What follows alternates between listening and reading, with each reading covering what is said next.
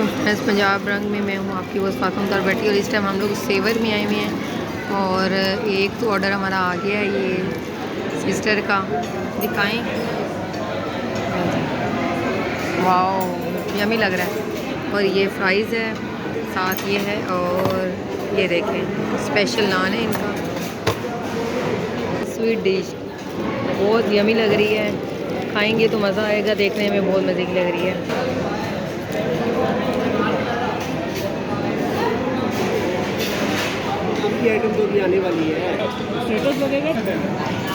یہ سب سے فیوریٹ چیز اب آئی ہے ہماری،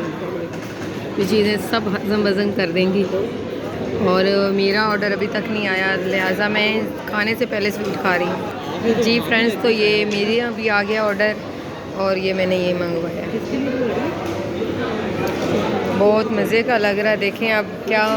ٹیسٹ اب کیسا ہے ان کا، کیونکہ ان کا سیور ہی مشہور ہے، سیور والوں کا پلاؤ چکن اور ساتھ شامی وغیرہ،